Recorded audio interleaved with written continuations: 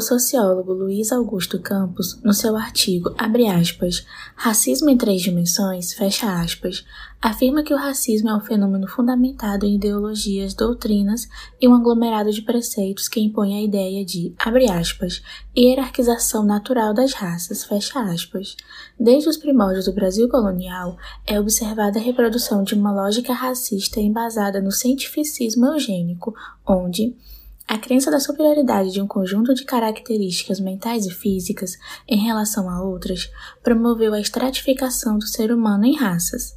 Nas ciências médicas, principalmente entre os anos de 1870 e 1930, as justificativas criadas para inferiorizar a população negra pelos intelectuais da época eram baseadas no positivismo e no determinismo, como foi feito por Batista Lacerda e Roquette Pinto, que acreditavam na superioridade de, abre aspas, caracteres mentais, somáticos, psicológicos e culturais da raça branca, fecha aspas.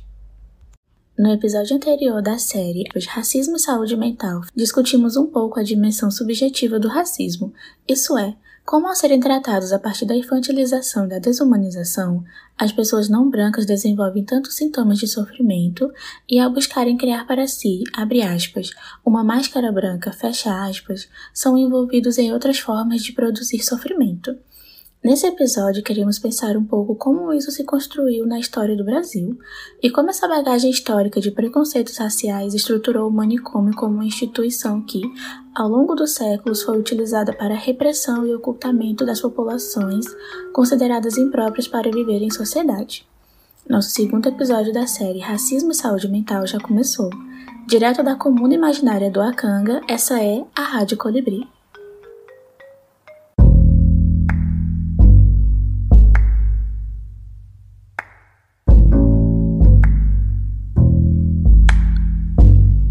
No início do século XX, o psiquiatra Henrique Rocha associa a raça com a loucura e inferioridade intelectual.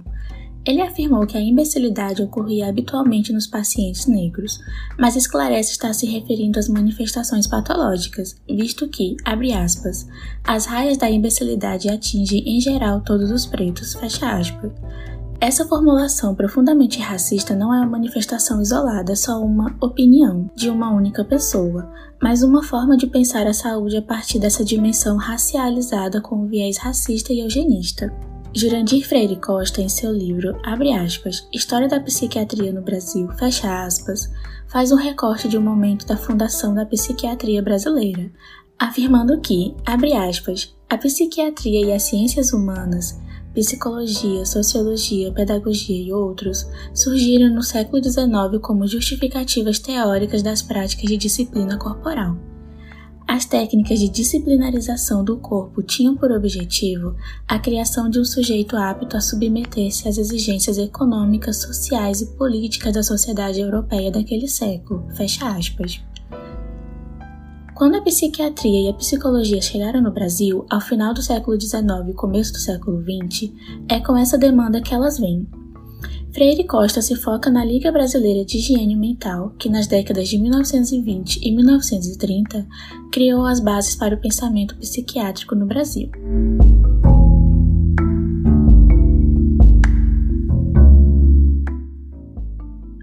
O programa da Liga Brasileira era profundamente racista. Abre aspas. Desde o início do século XX e em particular nos anos 30, a psiquiatria brasileira deu muita importância à incidência e prevalência dos diversos tipos de doença mental e sua distribuição étnica. Pode-se averiguar deste modo que neste período a população negra e mestiça era muito mais atingida pelas doenças mentais de origem tóxico-infecciosa, sífilis, alcoolismo, que a população branca. Entre os brancos predominavam as doenças ditas constitucionais. Esses dados, embora correlatos no seu valor estatístico, eram sistematicamente interpretados como estigma racial. Fecha aspas. Esses dados epidemiológicos apresentavam um problema para a psiquiatria brasileira desde aquele momento, porque sua base era profundamente eugenista.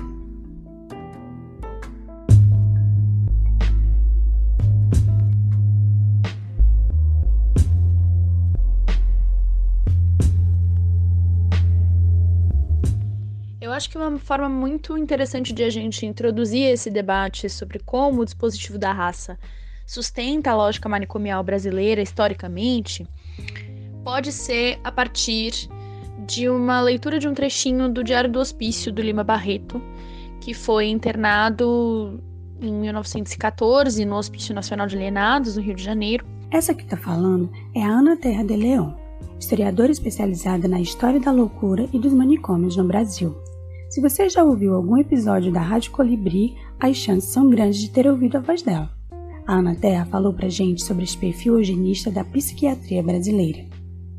E tem esse livro, então, né, que é o Diário do Hospício e o Cemitério dos Vivos. O Diário do Hospício é um relato autobiográfico e o Cemitério dos Vivos é um livro inacabado, né, do Lima Barreto. E nesse Diário do Hospício a gente lê o seguinte: a polícia, não sei como e porquê, adquiriu a mania das generalizações e as mais infantis. Suspeita de todo sujeito estrangeiro com nome arrevezado.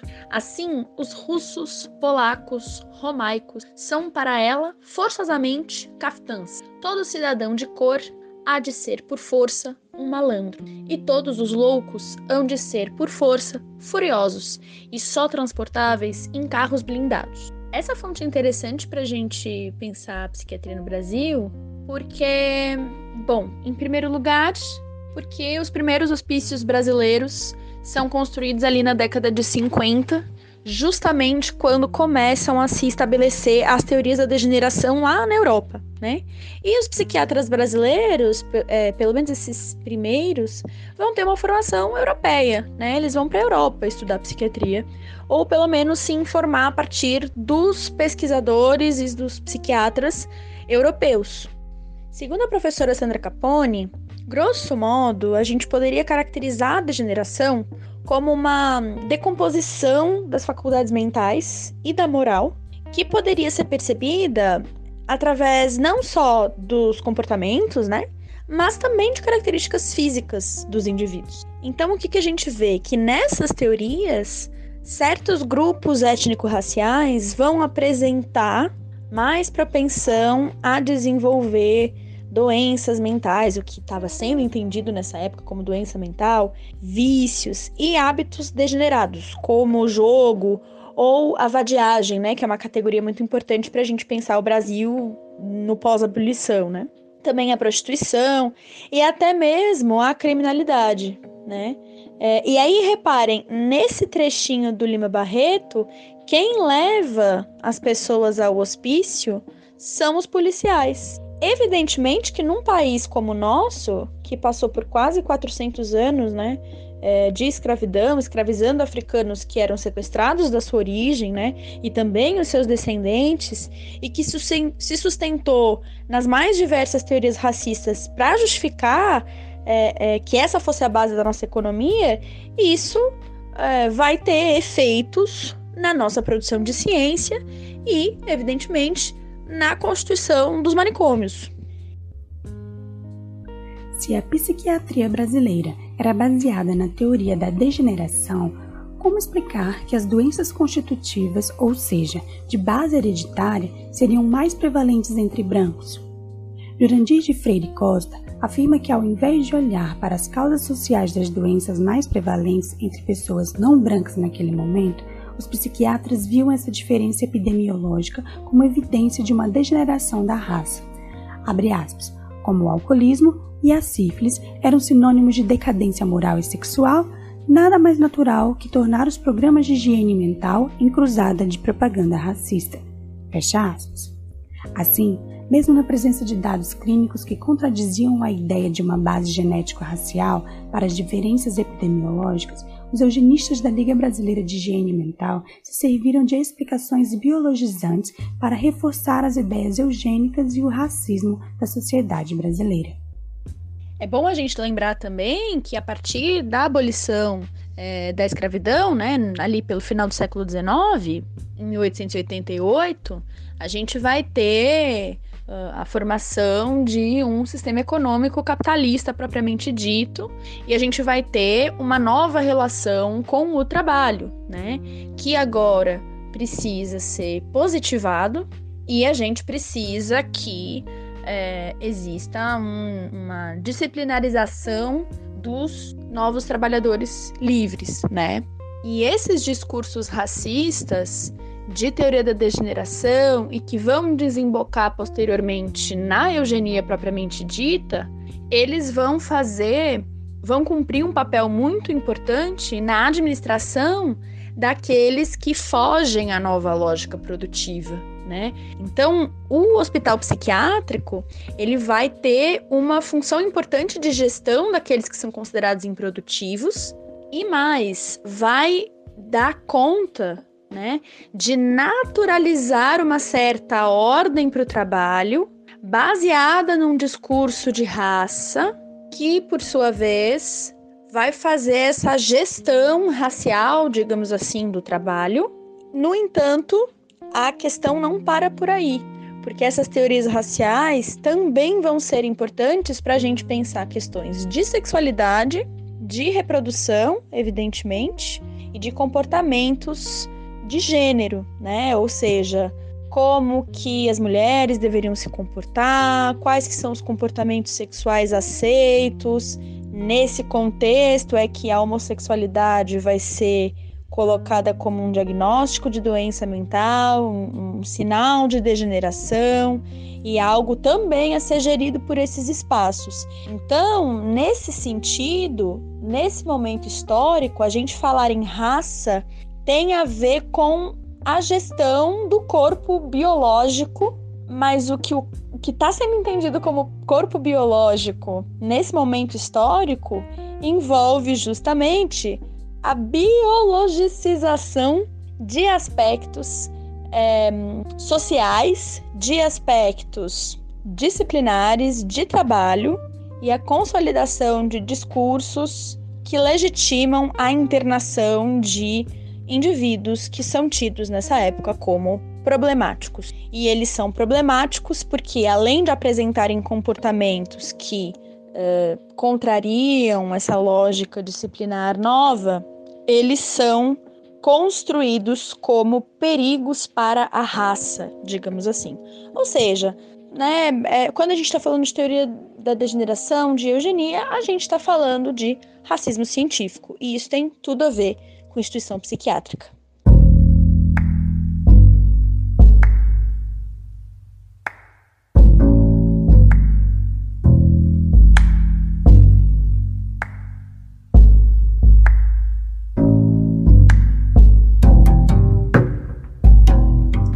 Com os problemas urbanos decorrentes do rápido aumento populacional, observa-se a busca por uma raça pura na cidade de São Paulo. E baseado na política de embranquecimento brasileira, a manicomialização de crianças foi a forma que o médico psiquiatra Pacheco e Silva encontrou para curar a chamada personalidade delinquente, por meio da prevenção com táticas educativas e corretivas que consequentemente iriam diminuir os gastos estaduais com a construção de presídio. Afinal, segundo comentado por David Vicentinho, a delinquência era proposta como, abre aspas, consequência das patologias específicas de cada menor e o crime seria compreendido pelas disfunções anormais do corpo, fosse por herança biológica, fosse pelas condições de vida, e não como reflexo de estruturas econômicas, sociais e políticas. Fecha aspas. Assim, após anos de preconceitos na constituição dos manicômios, desamparo e exclusão social, foi durante o período da ditadura militar que a população negra passou a compor maioria nos hospitais psiquiátricos. Se você assistiu ao documentário Holocausto Brasileiro ou leu um livro de Daniela Abers, talvez tenha percebido que a imensa maioria das pessoas internadas nos manicômios eram negras.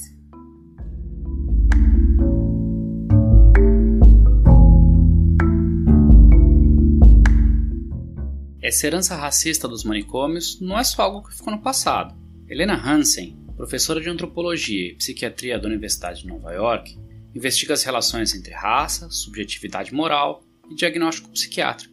Em um artigo publicado na revista Ethos, Hansen revelou, abre aspas, fatores como antecedentes raciais e status econômicos que influenciam como as equipes de tratamento posicionam os sujeitos em termos da moralidade e da agência deles. Esse posicionamento, por sua vez, determina se os usuários do serviço recebem um diagnóstico de esquizofrenia ou psicose induzida por substâncias. Fecha aspas. A autora afirma que há, na maioria das vezes, uma intersecção de raça e classe quanto ao atendimento e classificação diagnóstica dos usuários de serviços de saúde mental e, por essa razão, diversos autores teriam apontado para o problema do racismo profundamente institucionalizado no sistema de saúde mental e vem reivindicando, claro, mudanças radicais para resolver essas inquietações. Segundo a psicoterapeuta Madison Natarajan, em seu artigo para o Made in Brazil, abre aspas, vários estudos americanos mostram que pessoas negras e latinas estão excessivamente representadas na população de pacientes com transtornos psicóticos. Isso levou os clínicos a interpretarem ou atribuírem mal a sintomatologia e a diagnosticarem a esquizofrenia em excesso, particularmente para negros e afro-americanos. Fecha aspas. Isso é ilustrado em um livro de 2010 de Jonathan Metzl, chamado The Protest Psychosis, algo como a psicose de protesto. Nesse livro, Metzl aponta exatamente esses nuances do diagnóstico das psicoses em populações afrodescendentes, trazendo uma discussão minuciosa sobre como funciona o viés racial e de classe nas políticas dos Estados Unidos, principalmente no que se refere à saúde mental. Metzl aponta como pessoas em crise psicótica aguda têm maior probabilidade de serem internadas e diagnosticadas como esquizofrênicas se forem negras, enquanto pessoas brancas, nas mesmas situações, têm maior probabilidade de serem diagnosticadas com transtorno bipolar. Existe uma diferença clara na percepção que as pessoas têm da esquizofrenia como algo violento, como algo inerentemente perigoso, versus o que hoje as pessoas percebem como transtorno bipolar, como algo, em certo sentido, relativamente pacífico. Metzl buscou elementos na história dos Estados Unidos para compreender esse fenômeno. Ele se focou num hospital de Michigan, o Ionia State Hospital, mostrando como, durante a década de 1960, justamente quando vários movimentos antirracistas estavam emergindo nos Estados Unidos, incluindo movimentos de direitos civis e movimentos um pouco mais radicais, como os Panteras Negras, o movimento de Malcolm X, bom, nessa época surgiu uma tendência de diagnosticar pessoas negras como esquizofrênicas por sua relação com o movimento negro. Metzl sugeriu que parte do grande influxo de pessoas negras nessa instituição lá na década de 1960 se deve a uma mudança nas descrições clínicas da esquizofrenia na segunda edição do Manual Diagnóstico e Estatístico dos Transtornos Mentais, o DSM-2, que estava então em voga e que adicionou hostilidade e agressividade como sintomas do transtorno. Bom, como uma parte razoável do racismo nos Estados Unidos implica em ver o negro como uma ameaça e como fonte de violência, essa mudança no diagnóstico contribuiu para o racismo estrutural na psiquiatria. No livro, Metzl apresenta um anúncio para o haloperidol, um antipsicótico, publicado em uma revista médica americana em 1974, que apresenta uma ilustração de um homem negro vestido como muitos jovens ligados aos movimentos raciais do período, com as palavras agressivo e beligerante? A cooperação muitas vezes inicia com Aldol. Fecha aspas. Para Helena Hansen, os atendimentos aos usuários de substâncias, abre aspas, revelam as maneiras pelas quais as equipes clínicas transformam os pacientes em sujeitos morais, que serão considerados merecedores pelo estado dessa ou daquela abordagem, colocando políticas racialmente codificadas na prática clínica. Fecha aspas. Ela afirma ainda que, quando há envolvimento de uso de substâncias nos casos de psicose, abre aspas, a dinâmica da raça e da classe cria uma hierarquia que define quais usuários de drogas precisam de ajuda e quais são percebidos como moralmente irrecuperáveis. A diferença entre aqueles que usam cocaína em pó em oposição aos que fumam crack é dividida em linhas raciais e socioeconômicas.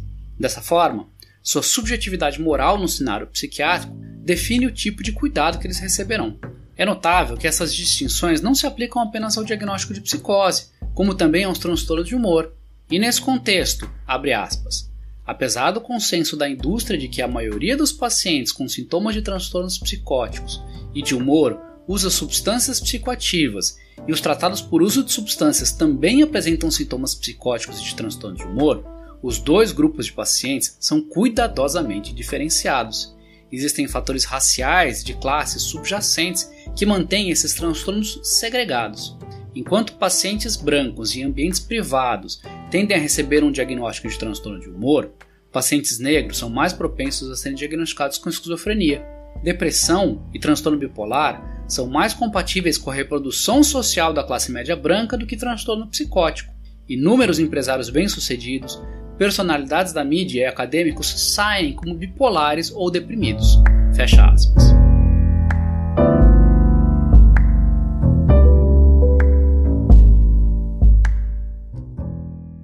próximo episódio da série Racismo e Saúde Mental, veremos como parte do problema também tem a ver com a formação no campo psi e as relações dessa formação com o epistemicídio contra pesquisadores e intelectuais negros e negras. Te esperamos lá!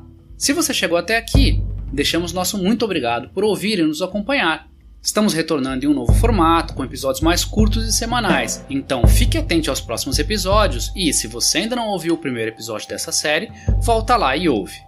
Se você quiser saber mais um pouco sobre as referências do episódio, links para redes sociais e muito mais, entre em radiocolibricast.wordpress.com. Se você gostou do que ouviu aqui e quer mais episódios, assine o podcast no Deezer, Spotify ou na sua plataforma favorita, usando o RSS. É só ir no site radiocolibricast.wordpress.com para encontrar essas informações. Você também pode nos ajudar compartilhando esse episódio com alguém que você goste e deixando suas 5 estrelas para o podcast no Spotify ou no Apple Podcasts. Se você quiser, você também pode ouvir esse podcast no app da Aurelo ou também pode participar do financiamento coletivo que a gente está tentando fazer lá no Aurelo. A Rádio Colibri é um projeto de extensão da Faculdade de Psicologia da Universidade Federal do Sul e Sudeste do Pará. A equipe é composta por Thalita Souza e Luana Alencar, alunas de Psicologia na turma da Unifesp em Jacundá, por Jaiara Oliveira, Lara Farias, Lua de Oliveira e Tainá Pureza, alunas de Psicologia da Unifesp em Marabá, e por Caio Maximino, professor do curso. Saudações e até a próxima!